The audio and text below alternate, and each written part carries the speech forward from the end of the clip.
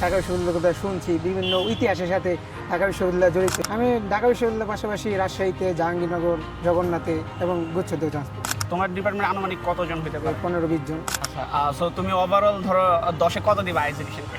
9। আমাদের সাথে আজকে শিশির আছে। শিশির, তোমার ডিপার্টমেন্ট কোনটা? অ্যাকাউন্টিং। আচ্ছা আচ্ছা, তোমার কলেজ কোনটা ছিল? নর্ডাম কলেজ, ঢাকায়। ঢাকা নরেন্দ্র কলেজ। ওকে, তাহলে তো খুবই ফাইন।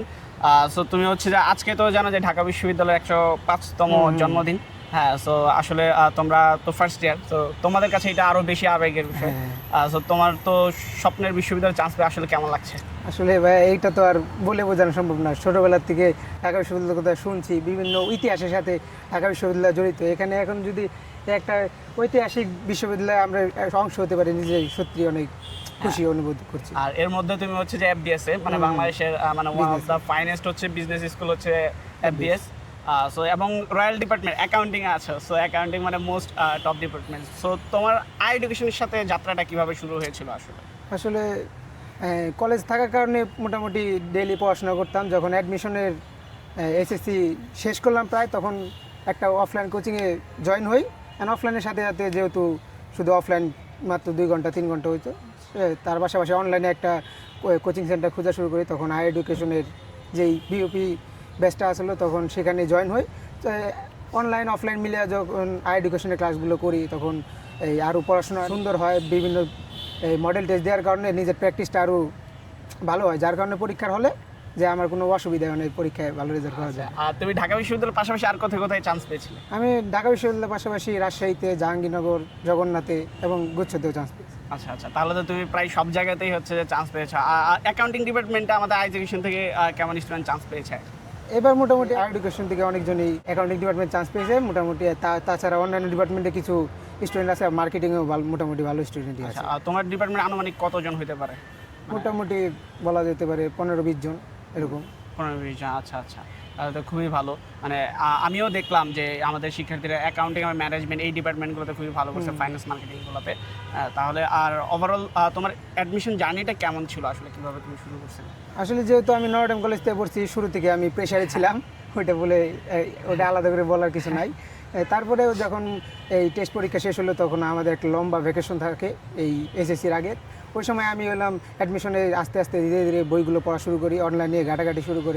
অ্যাডমিশনটা তুমি এইচএসসিতে থাকাকালীন শুরু করি।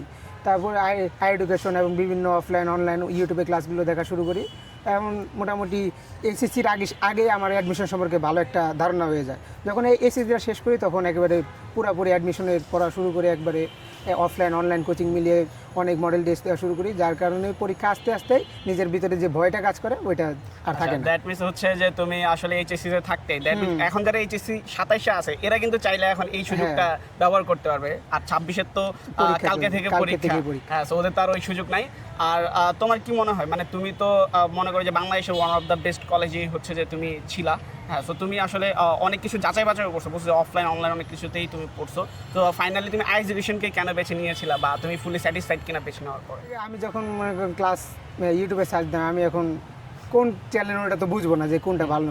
এখন সব চ্যানেলের ক্লাস 2-1টা করে করতাম। যখন আই এডুকেশনের ক্লাসগুলো করি, তখন মোটামুটি বোঝা যায় যে তারা ভালো পড়ায় এবং অন্যান্য তুলনায় মনে করেন কোয়ালিটিফুল ভিডিও সাপ্লাই করে। তখন ক্লাস দেখে ভালো লাগতো এবং সহজে বোঝা যেত, এই জন্য আমি মোটামুটি সামনে ওগুলোই চালিয়ে যাই। আচ্ছা, সো তুমি ওভারঅল ধরো 10-এ কত দিবা আই এডুকেশনকে? কত আর দিব? 9। আচ্ছা, ঠিক আছে। আর কালকে তো এইচএসসি 26-এ পরীক্ষা, তো ওদের জন্য তোমার কি পরামর্শ বা ওদের কি শুভকামনা যেমন জানাবা কিনা?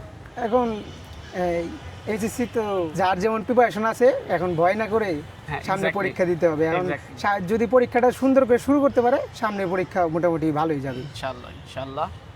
আর আরেকটা যেটা যে তুমি আসলে তুমি তো এডুকেশনের সাথে ছিলা, সো তুমি কি তোমার জুনিয়রদেরকে প্রেফার করবে কিনা, মানে তুমি এডুকেশনে আসতে উদ্বুদ্ধ করবে কিনা? লাইক তুমি যদি স্যাটিসফাইড থাকো তাহলে করবা, আর স্যাটিসফাইড না থাকলে তো তুমি করবে না। তোমার কি মনে হয়?